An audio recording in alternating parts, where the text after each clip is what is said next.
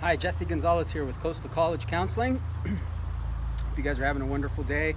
As you can see, it's nice and sunny and wonderful out here where I am. I just got done with the workout, and I want to talk a little bit about how you can apply academics to training and training to academics, and the recipes for success, or at least strategies to get you to where you want to be.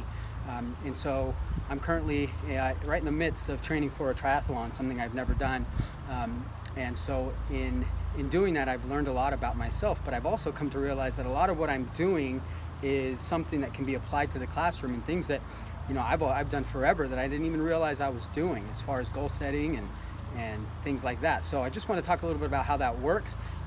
If you're an athlete or a musician, or an actor, or any type of extracurricular junkie or professional, then I think this video may work for you. So here's the way that I see academics. The way that I see academics is that every subject in academics should be treated as an individual sport, separate of itself. So some of us that are multi-sport athletes or play different instruments sort of know what I mean in terms of how you approach each subject level or each sport. Now, within each sport and each subject level, obviously there are different types of strategies based on A, your interest level, B, your enthusiasm, and see your effort and self-efficacy, right? Self-efficacy being, the idea that you can do what you set yourself out to do, right, and accomplish. And so those things really fall in line with the academic side and the athletic side, as far as what you need to be aware of while going into that subject level and into that athletic event or sports activity. Now, the next thing that needs to be identified right away within each subject level is, what are my goals? What's my goal in English? What's my goal in science? What's my goal in math? What's my goal in band? Or what's my goal in social science? What's my goal in soccer? What's my goal in basketball? What's my goal in swim? Etc., etc. So those things have to be identified right away, and we've talked about the smart way of goal setting, which you can find on one of my other videos and my blogs. But to go a little bit more in depth into how to identify these goals per subject level, you really want to just make sure that you understand what realistically you're capable of in each class or in each athletic event. For me, I've always swam, but I've never competitively swam, and I've always ridden a bike or run, and I've never competitively done it. But I know that I have some confidence and self-efficacy when it comes to that. Just as you might have confidence in your writing ability or your reading comprehension, or perhaps maybe you have a lot of success with math. And so you want to make sure that you understand those things, but you also know subject levels where you may not be very strong, or you may need a little bit more help. So that's the main thing, is to identify which subjects you're really good at. Tackle one at each time. So first start with science. Maybe your goal in science for the first semester is to get an A. Now, that could be realistic. Maybe it isn't realistic. Maybe last year you got a D and you're trying to get an A now.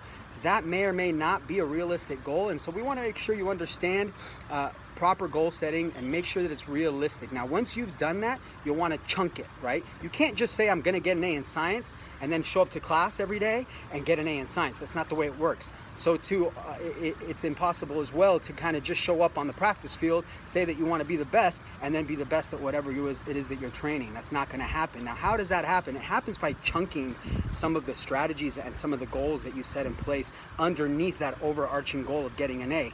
Now, on the athletic field, it's pretty simple to know that practice is a lot like being in class, right? Now, being in class and doing the classwork is a lot like training and doing some of the practices and strategies and techniques that are being taught to you on the field and courts and pool or stages.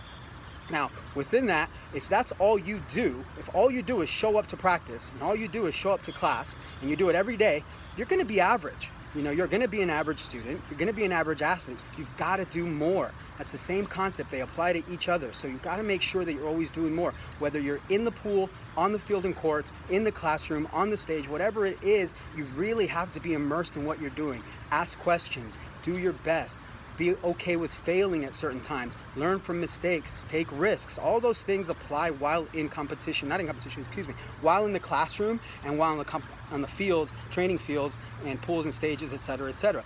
And so from that, you start to kind of develop some self-efficacy or some, confidence. And then while doing that, you start to focus a little bit more on homework, right? So your homework starts to become a little bit more easier and a little bit smoother because of that confidence and because of the work that you're putting into the classroom. Same goes with sports.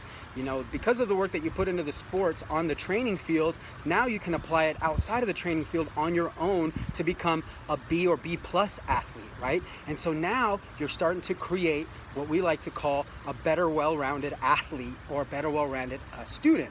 Now, here's the key. The key is now in knowing that there is, like in athletics, there is a competition. You know, if you're training for soccer and you have a game on a Friday or Saturday, you train all week for that game. Now, in classroom, you're kind of working through your week for what? For a quiz, perhaps maybe a benchmark, or maybe even a test. Now that's your competition, right? So that's what you want to make sure that you understand, that what you're doing for the week is leading up to a competition or an exam that's going to allow you to evaluate where you are from the time you started your training and your studying to the time you are when you took your test or you competed in your athletic event.